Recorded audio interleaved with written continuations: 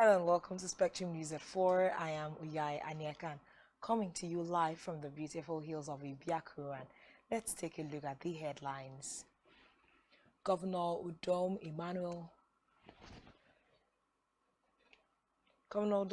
celebrates Akwa Youth on 2022 World Youth Day.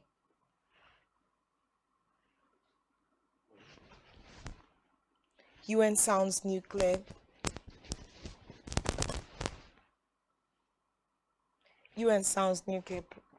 plant warning. We'll bring you details of these stories and more in a moment.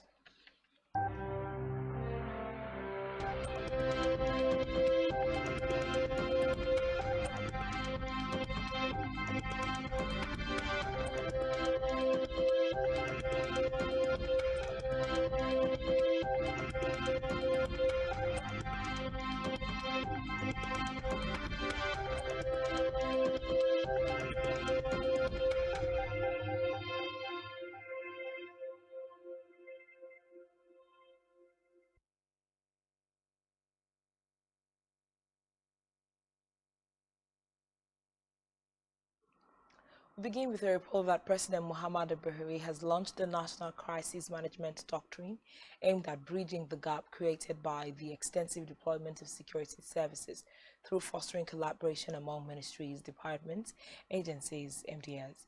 Reports say the doctrine, which was developed by the Office of the National Security Advisor in coordination with relevant MDAs, would ensure greater success in tackling national crises. Speaking at the launch, the President commended the efforts of the National Security Advisor, Major General Bagana Muguno, his staff and members of the working group from various responder MDAs for the work done in developing the doctrine. President Buhari also thanked the British government for its collaboration in the development of the doctrine, as well as the United States government for its support, urging them to sustain the relationship. A statement by President Buhari's media aide Femi Adesina described the feat as a significant milestone in recognition of the need for collective effort toward achieving coordinated, effective and efficient national crisis management. I welcome you to State House at this time when we are all enduring a period of difficulty and emotional pains as a result of loss of our citizens and loved ones and those still in captivity.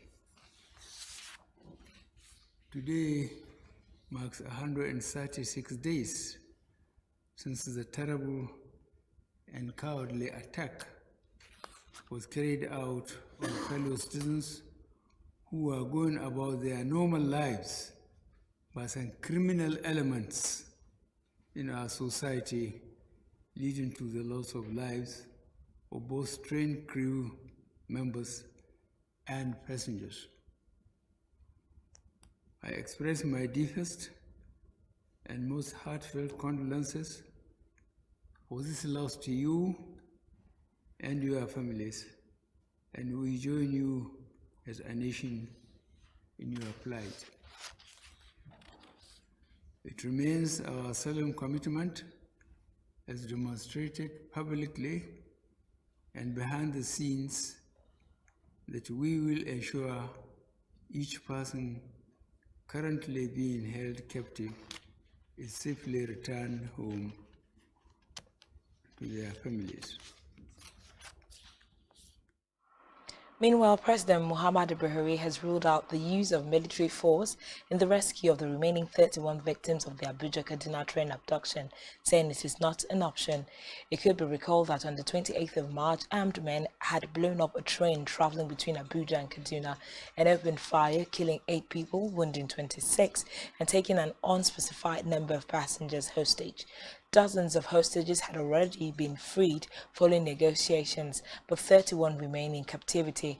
Meeting with representatives of victims of the Kaduna train abduction, President Buhari assured them that the federal government was doing everything within its powers to ensure their safe return.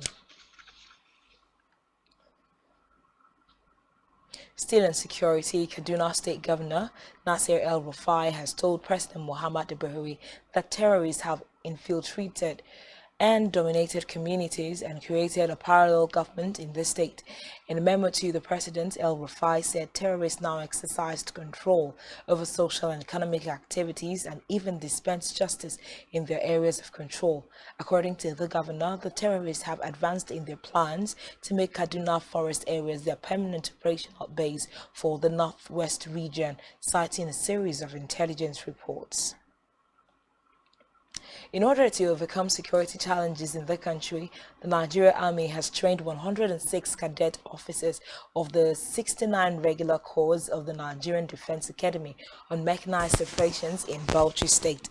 Speaking during the closing ceremony of the training at Victor Kure Armored Ranch, the Commandant Nigerian Defense Academy Major General Ibrahim Yusuf said the exercise was to tackle the insecurity challenges facing the country.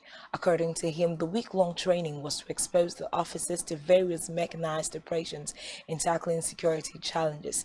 The Commandant also stated that the exercise was a joint operation and collaboration between the Armored Corps, the Corps of Artillery, and the Special Operations Command of the Nigerian Air Force. Reports say the cadets would be graduating from the academy in October 2022 and that there were 7 female officers among them.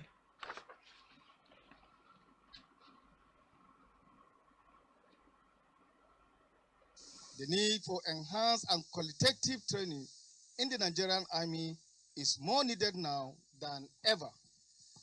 This is as a result of the security challenges bedeviling our dear nation. It is therefore in this line with the Chief of Army Staff vision, which is to have a professional Nigerian Army ready to accomplish a SAM mission within a joint environment in defense of Nigeria. I want to assure you that the brigade is well prepared to host the event, and the days you remain in the brigade, it will be a worthwhile for you.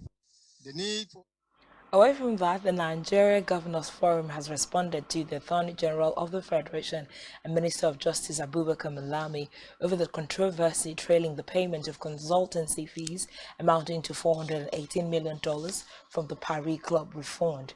Speaking at a televised program, spokesperson of the forum, Abdul Razak Bello Bakindo, questioned why the AGF was so concerned about the private claims to state funds. He argued that there was components that compelled the Governors Forum to pay consultants anything, nor was there an agreement between the consultants and governors collectively.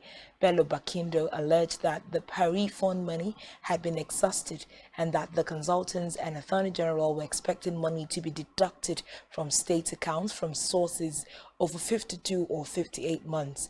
He said the Attorney General should be more concerned about how the government could fund university education rather than funnel money into private pockets. In politics, Rivers State Governor Nyesom Wike has denied filing a suit against the People's Democratic Party. Its presidential candidate Atiku Abubakar and Sokoto State Governor Aminu Tambuwal. Speaking at the commissioning of the House of Assembly quarters in Port Harcourt, Wike said he was focused on delivering the dividends of democracy to the people of Rivers State. The governor blamed the speculation on Atiku's group and said if he had any intentions of suing to court, he would have done that within 2 weeks. According to the Rivers State governor, rather than strategize on winning an election, the speculators are more intent on spoiling his name.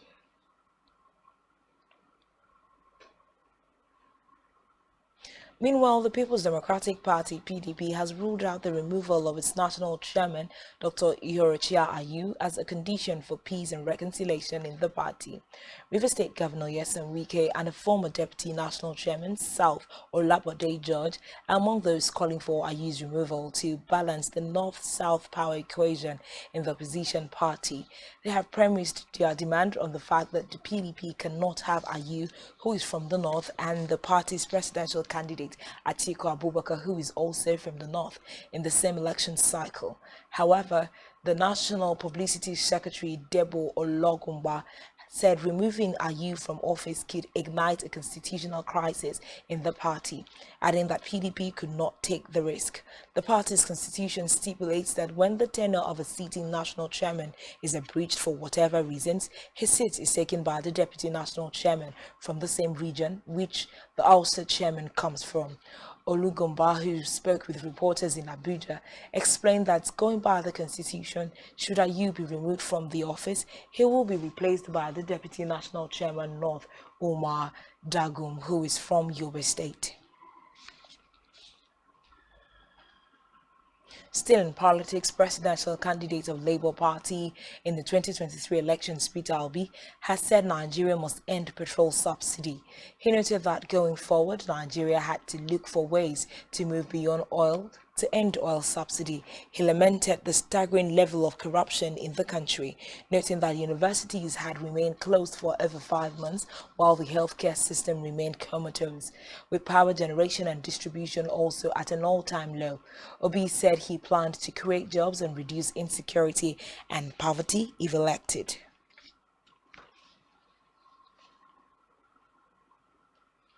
Back here, Akwa Ibom State Governor Dom Emmanuel has congratulated the youth in the state on the occasion of the International Youth Day 2022 and also lauded young Master Valon Brenyang for achieving academic excellence of monumental proportions. In a statement issued by his Chief Press Secretary and Senior Special Assistant Media, Ekerete Udo, the governor lauded the youth for maintaining the peace, internalizing a new mindset predicated on the Dakada philosophy, and for showing love and fidelity to the larger Akwa Ibom causes. According to the governor, his administration will continue to invest in the youth through capacity building and other forms of empowerment aimed at aligning their energies to the possibilities and opportunities of the 21st century world based on ICT and other creative approaches. He therefore urged them to shun antisocial tendencies such as cultism and continue to embrace peace, which is a key driver in creating a world of opportunities for all ages. Governor Emmanuel congratulated Valo Inyang for scoring straight A's in 9 subjects, while equally recording a very high JAM score of 343. The governor enjoined others to emulate and be inspired by the educational achievements of the young genius, maintaining that his government will strive to leave a legacy of functional, quality and affordable educational opportunity for the children, with emphasis on technology and entrepreneurial skills development. Governor Emmanuel also congratulated Ephraim Jacob Inyangudo, a physics teacher who was recently made a Fellow of Fulbright Teaching Excellent Achievement TEA in the United States. Meanwhile, Governor Dom Emmanuel has laid the foundation for the commencement of the construction of an ultra-modern general hospital in Ibionibom local government area. Shortly before turning the SOD for the project, Governor Emmanuel said the commencement of the general hospital project was in fulfillment of the pledge he had made to Ibionibom people during the 38th Triennial Convention of the Ibionibom Welfare and Development Union, that his administration will site a general hospital in the area within the shortest possible time. The governor, who was represented at the event by the State Commissioner for Health, Professor Augustine Umo, said the hospital will be fully equipped and completed within the lifespan of the present administration. He thanked the people of Ibionibom for their continued support and goodwill for his administration, pledging that under his administration, the local government area will continue to enjoy an enviable status as location to strategic projects like the state-of-the-art Takada Skills Acquisition Center to be inaugurated in a few months' time. Earlier, indigents of Ibionibom across diverse segments of the population in their goodwill messages were full of appreciation to the Emmanuel-led administration for making good his promise to commence the General Hospital project. They pledged that the appreciation of Ibionibom people will be demonstrated to the governor by supporting his completion agenda project. We move now to Africa, where Kenya's Independent Electoral and Boundaries Commission is yet to declare the official results of the presidential race. However, winners of other elective seats were being announced, and the Orange Democratic Movement candidate Peter Ochieng Orero was elected new Kibra parliamentarian, Reports say the winner received the certificate proving his success. For this, Raila Odinga ally going to the collection and tallying centers to know the results firsthand was essential, especially at the Bomas of Kenya, the National Tallying Center. Interest in the presidential race winner has sharpened in the East African country days after the general elections. 4 candidates vied for the presidency, but 2 are top contenders: Deputy President William Ruto and veteran politician Raila Odinga, while official election results have to be announced within a week of the vote.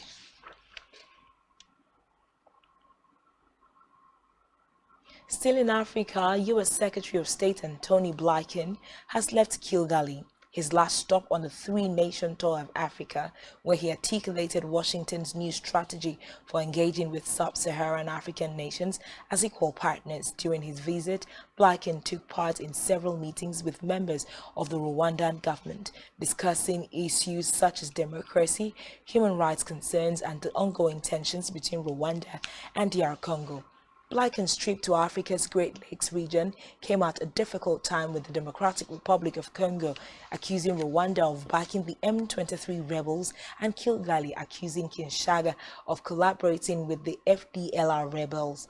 According to reports, despite a meeting between Kagame and Tshisekedi in Angola last month, ties between the neighbors remain strained.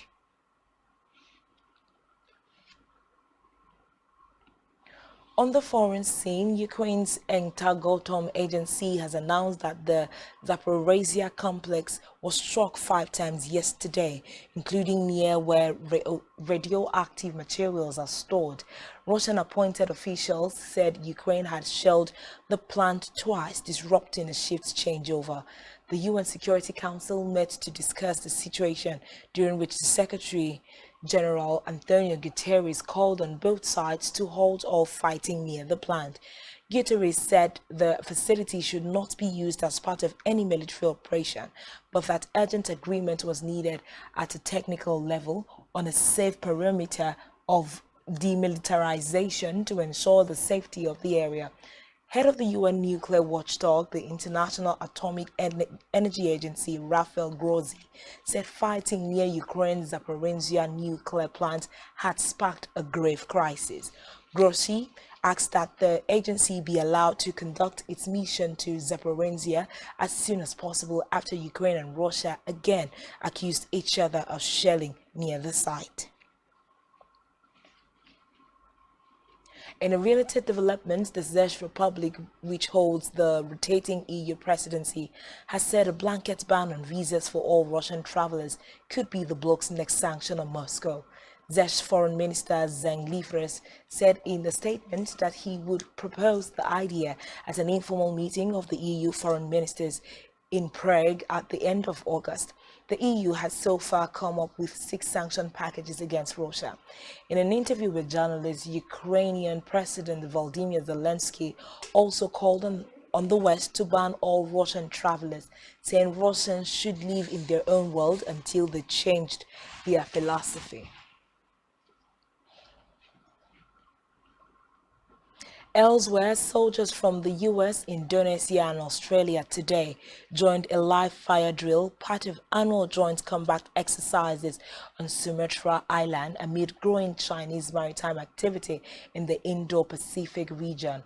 A total of more than 5,000 personnel from the US, Indonesia, Australia, Japan, and Singapore are participating in this year's Super Garuda Shield exercises, making them the largest since they began in 2009.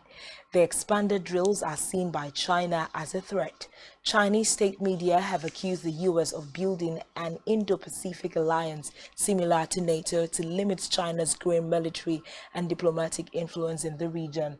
The United Kingdom, Canada, France, India, Malaysia, South Korea, New Zealand, Papua New Guinea, and East Timor also sent observers to the exercises, which began early this month.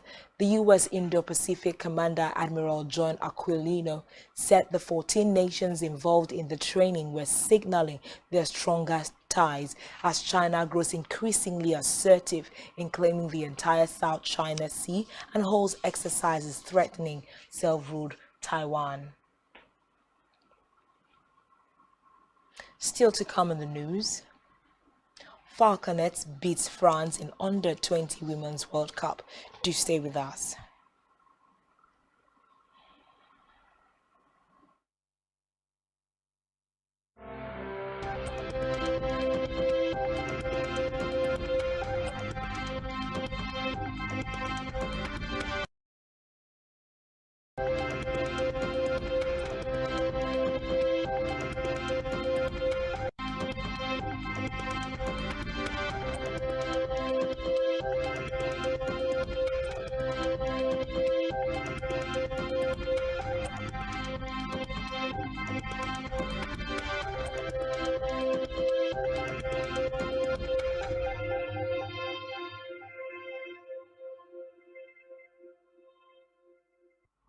Thanks for staying tuned, and now to the rest of our news. In our business news, data from the Organization of Petroleum Exporting Countries have shown that Nigeria's crude oil production plunged by 2.3 million barrels in July 2022 when compared to what the country produced in the preceding month of June. In its latest monthly oil market report for August 2022, OPEC stated that crude oil production figures based on direct communication indicated that Nigeria's output had dropped by an average of 74,000 barrels per day in July.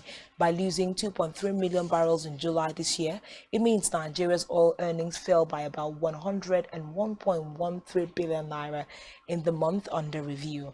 The federal government, operators and experts have consistently fingered crude oil theft in Niger Delta as the major reason for Nigeria's poor output and the continued failure to meet the monthly oil production quota approved by OPEC. Still in business, STVNg says it had not received any official notification from the federal government reversing its proposed acquisition of the entire share capital of Mobile Producing Nigeria Unlimited. In a statement issued by its chief financial officer, Emeka Onwuka, the oil firm said it had become aware of news reports claiming that ministerial approval of the company's proposed acquisition of the entire share capital of Mobile Producing Nigeria Unlimited had been withdrawn. It added that STVNg was seeking clarification from the relevant authorities.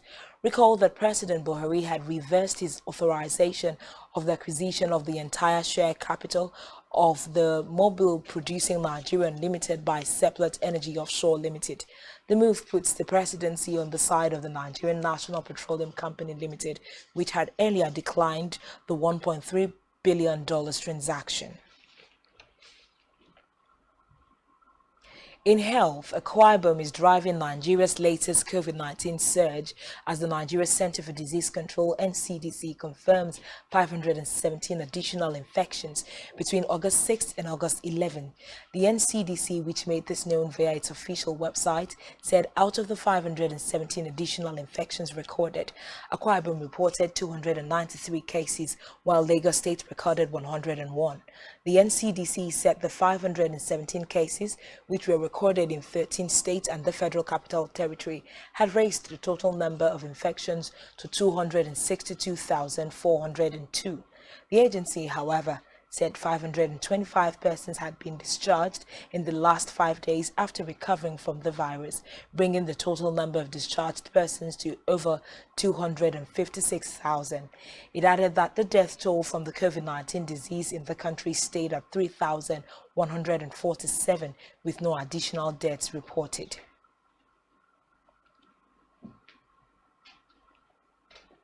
Still in health, the United States Food and Drug Administration (FDA) has issued an emergency use authorization for Jynneos vaccine to increase the existing monkeypox vaccine supply.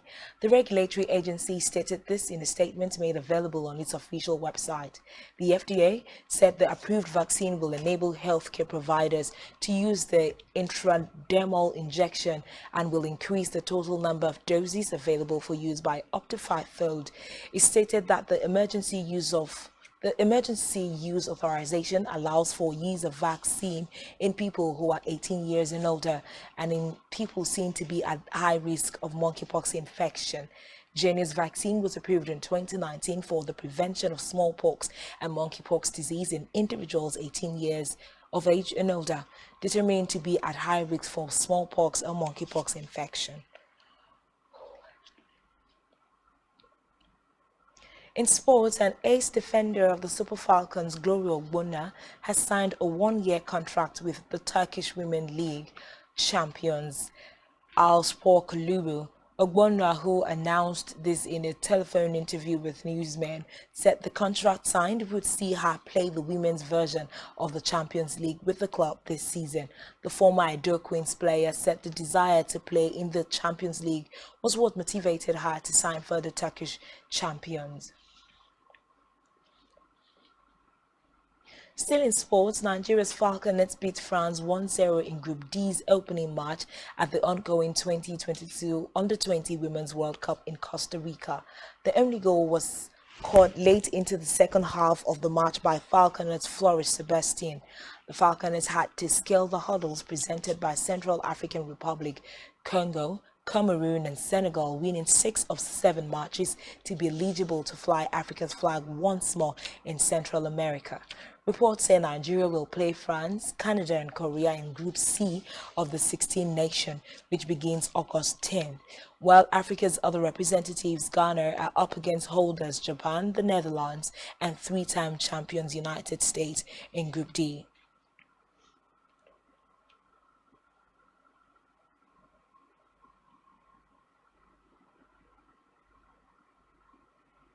In entertainment, Kaduna state government has opened its portal for interested talented indigenes to download and apply for state's National Talent Hunt Challenge Season 2 competition. The chairman of the Kaduna State National Talent Hunt Challenge, Ahmed Mansour, who confirmed this in Katsina, said forms would be distributed across the local government areas in the state for those interested. He added that those interested could also download the application through the portal and apply for the talent competition. According to him, the competition aims to encourage innovation and develop youth's potential talent. He urged youths to take advantage of the opportunity by participating in the competition to add value to their lives, families, and Kaduna State, Nigeria at large, adding that 3 winners were expected to emerge from each of the 4 categories arranged for the competition and an overall winner.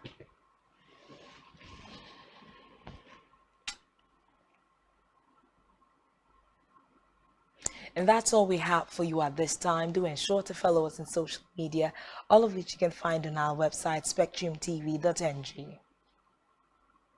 You have been watching Spectrum News at 4. I am Uyai Anyek, thanks for watching and to enjoy the rest of your day.